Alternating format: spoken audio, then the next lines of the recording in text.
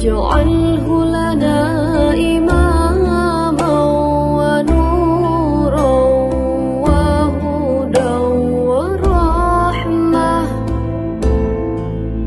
اللهم ذكرنا منه ما نسينا وعلمنا منه ما جهلنا وارزقنا تلاوته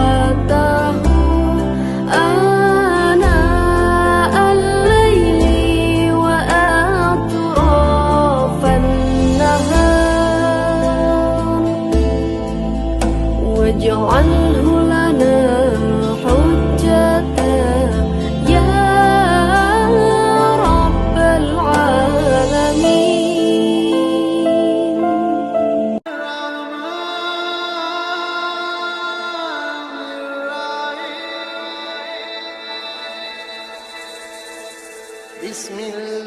Ahli warismu, maka itu belum sah menjadi ahli warisnya. Jadi hak pemegang tertinggi adalah pemberi, jelas, karena dia yang memiliki hak secara 100%. Ketika dia dihibahkan kepada orang, kemudian ada syarat dan ketentuannya, S dan K berlaku, itu harus detail. Pak, kalau saya meninggal bagaimana? Ya sudah, gak apa-apa, nanti buat anakmu. Wah, gitu. Maka itu menjadi haknya.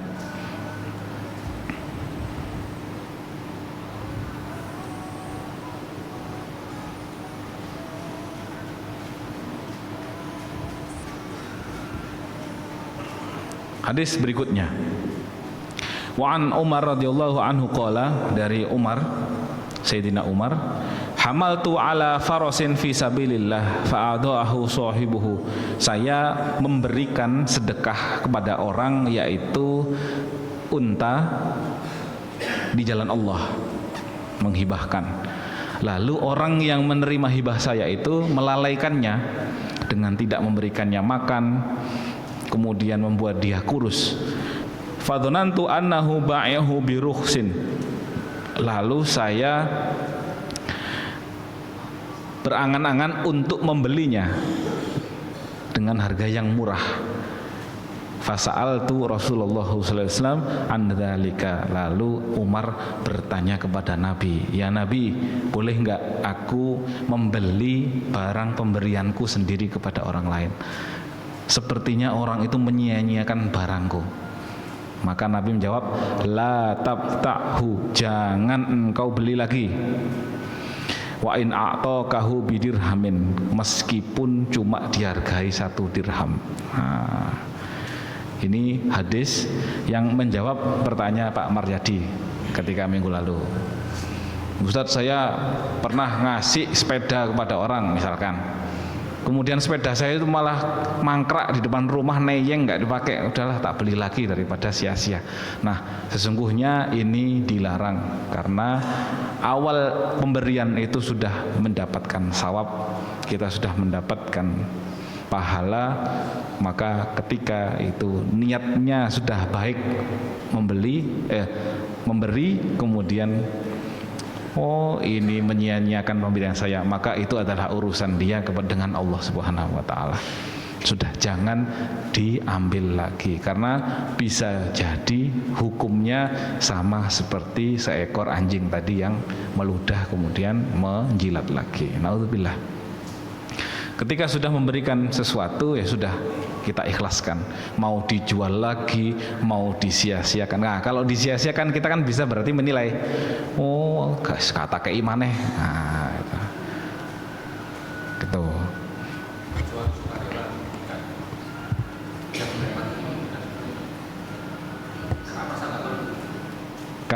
Maksudnya gimana? Ini saya. Nggih. Saya pernah membeli sepeda motor punya Pak. Nggih. Karena saya masih ada. Ya. Karena saya sudah terbiasa, ini tidak urusan kembali. Apa? Membeli awalnya.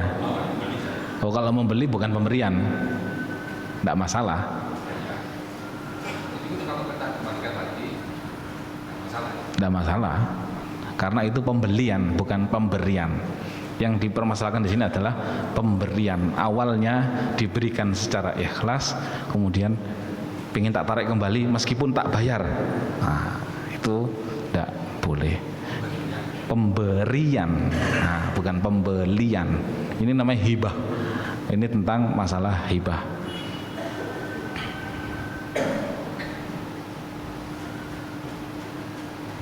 Misalkan paman kita menjual sepeda unto, berapa Pak? Man, jual 5 juta, ya tak tuku ya. Kemudian kita pakai, kemudian lama nggak dipakai, sudahlah tak kasihkan lagi ke paman.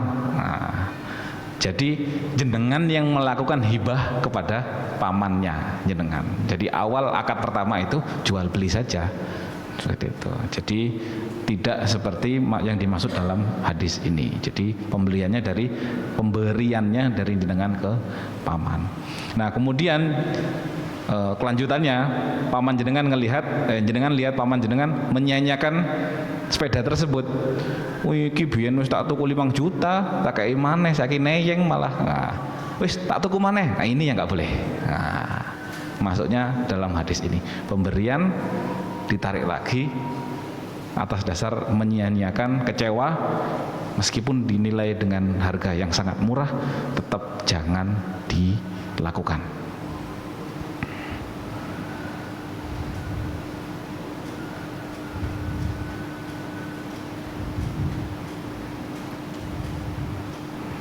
Dhahirun nahyi at-tahrim fi syira'is shadaqah wa ilaihi dhahaba ba'dul ulama wal jumhur. Dan ini menurut para ulama, ini larangan ini adalah haram, pengharaman, yaitu membeli sedekahnya sendiri. Nah, membeli sedekahnya sendiri.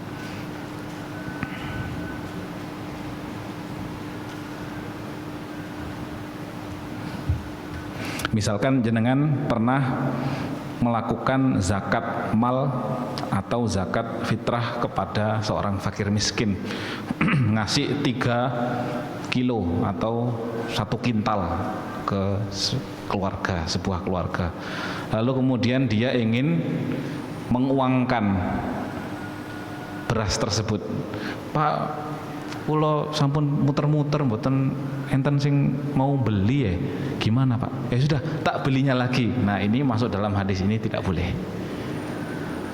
Monggo jenengan cari pembeli. Saya nggak berani beli lagi meskipun saya punya uang. Saya nggak mau beli barang itu karena itu adalah sedekah saya buat jenengan. Nah, itu saja. Secara zahir hadis ini maka itu masuk. Al-Islamu fi ahkamihi wa adabihi yuridu yarfa' min nufusi al-haqi mutba'iyah. Inilah betapa Islam memberikan ahkam, hukum-hukum Islam terkait dengan adab, terkait dengan kemuliaan terhadap sosial, dan mengangkat derajat manusia terhadap kemuliaan akhlaknya.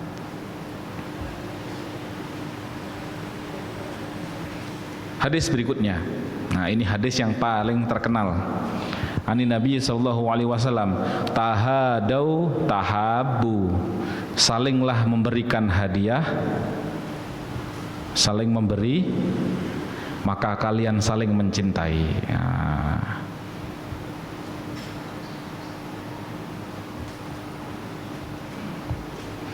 Jadi bukan hanya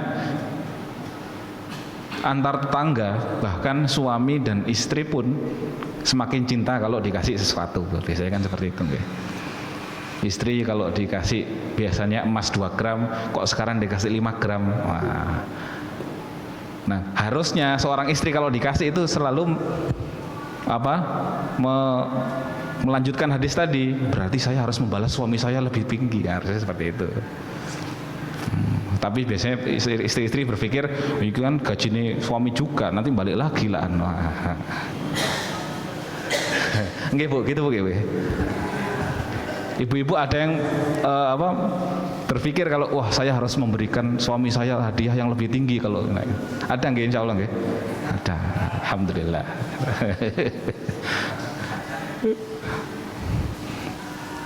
karena memang menerima itu anjuran, membalas dengan yang lebih tinggi itu juga anjuran dari hadis. Dalam hadis lain dikatakan, qala Rasulullah sallallahu alaihi wasallam, tahadau, salinglah memberikan hadiah. Fa innal hadiyata tasulus sakhimah, karena pemberian itu menghilangkan dendam, menghapuskan rasa dendam. Hanya saja di sini menurut Al-Bazari sanadnya dhaif. Sanad dhaif ini dikarenakan salah satu perawinya ada yang lemah, dalam arti mungkin pernah berbohong atau hafalannya tidak kuat seperti perawi-perawi yang lain. Namun hadis ini baik secara motivasi. Hadis dhaif boleh digunakan sebagai fadhailil a'mal, motivasi dalam hidup. Betapa orang kalau sudah saling memberi, maka dia hilang rasa dendamnya. Ya Allah, wingi rek tak celatu, saiki malah ngekei, ya wis lah, saiki tak kei balik. Nah, jadi dendamnya mulai luntur, rasa dengkinya sudah mulai hilang.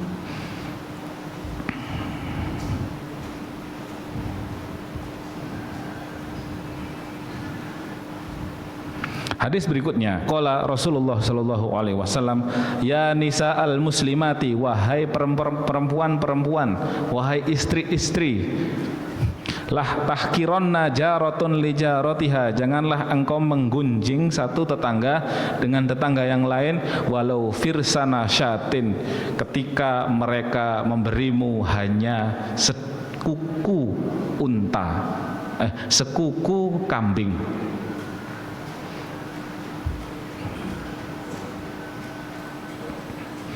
Hadis ini adalah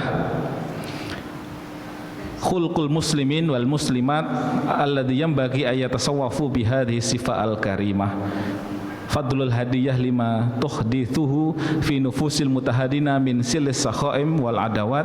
Oh, ini penjelasan tadi.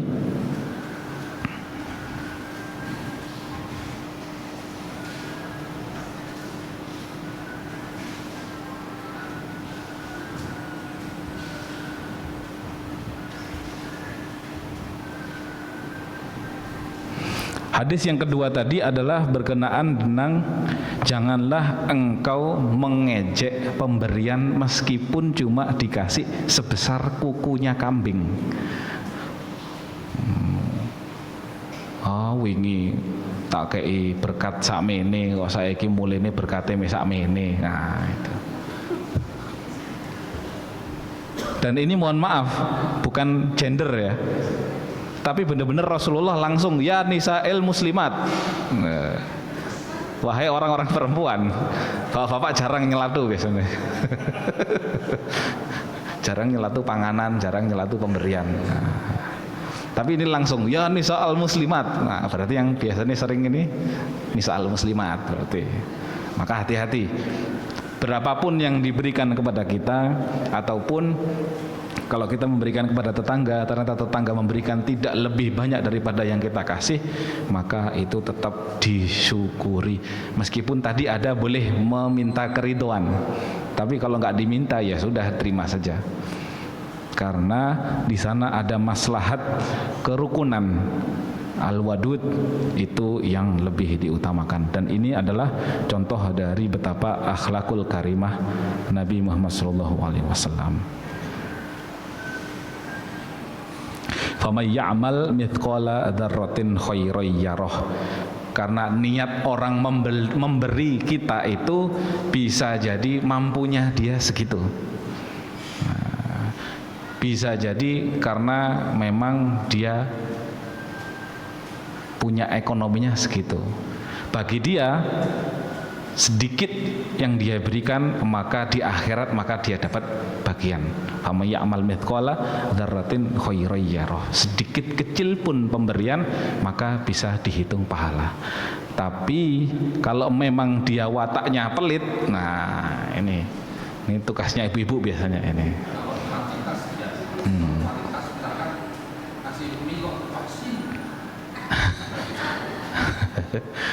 Kalau ngasih mie kok wasin, nah gitu kayak. Sudahlah, ditinggalkan saja, nggak usah dimakan. Nah, Kalau toh ingin mengevaluasi, monggo langsung ke orangnya, tidak perlu ngomong ke tetangga.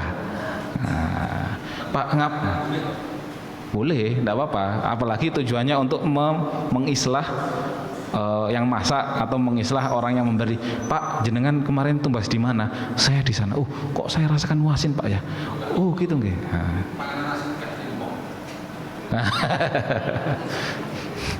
Panganan nasin kayak ini wong, aduh ini. Tapi itu jenengan ngobrol di dalam hati sendiri nggih. Oke, sudah. Tidak menghasut orang lain gitu nggih. Tapi sebaiknya adalah memang tidak mencela makanan. Itu.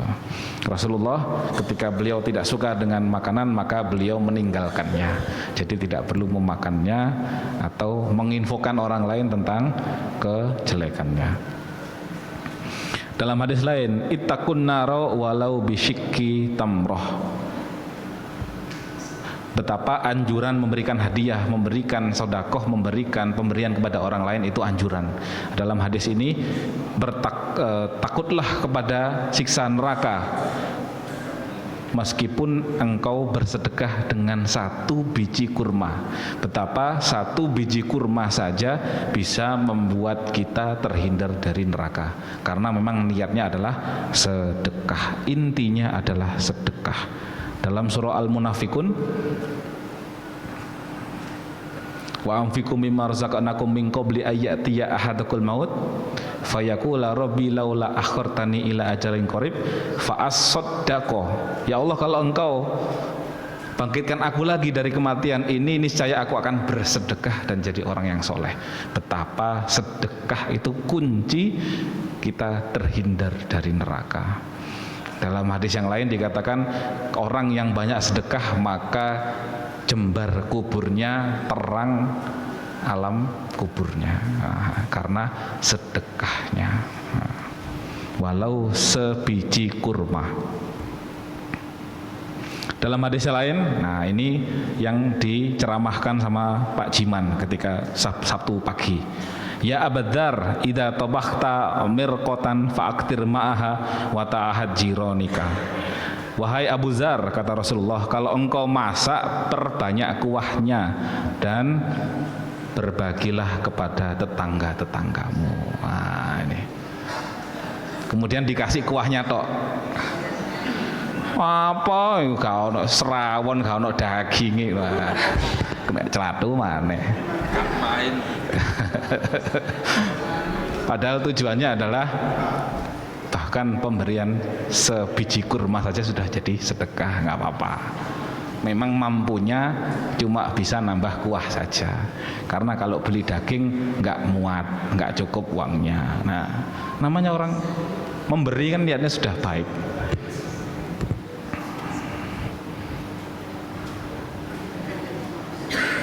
Hadis berikutnya, wa an ibni Umar radhiyallahu anhuma anin Nabi sallallahu alaihi wasallam qol man wahaba hibatan fahuwa ahaqqu biha. Barang siapa yang memberikan hibah maka dia berhak atasnya malam yuthab alaiha, selama dia belum membalasnya.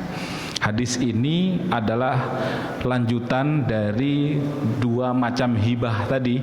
Yang pertama adalah hibah yang mengharap keridhaan Allah dan mengharap pahala di akhirat.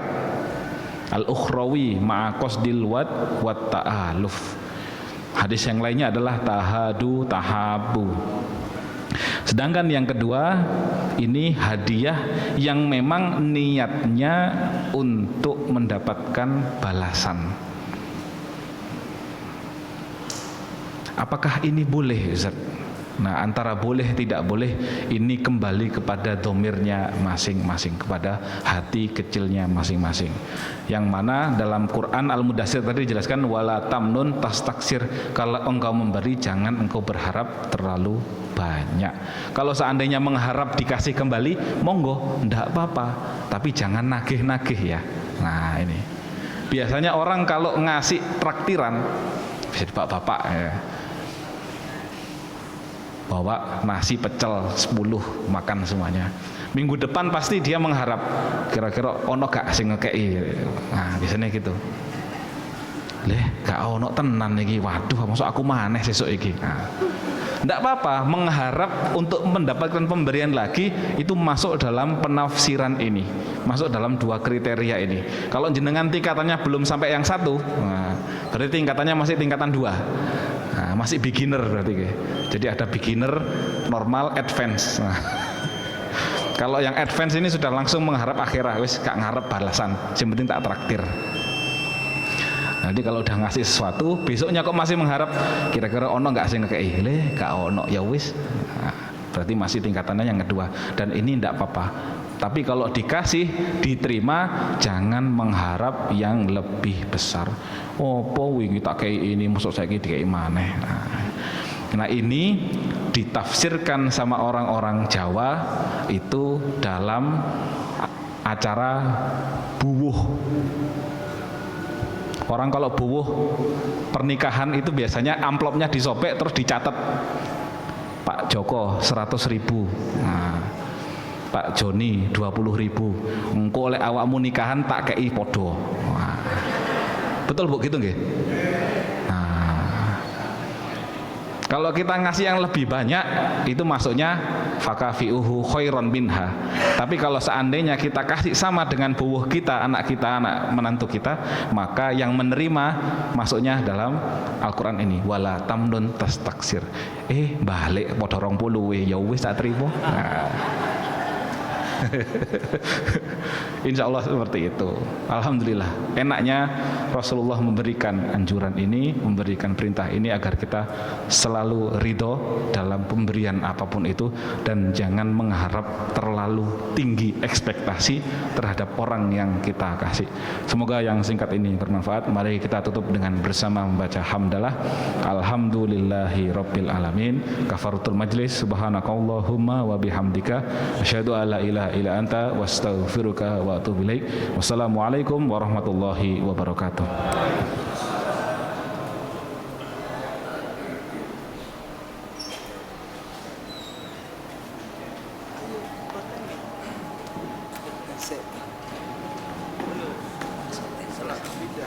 Siap.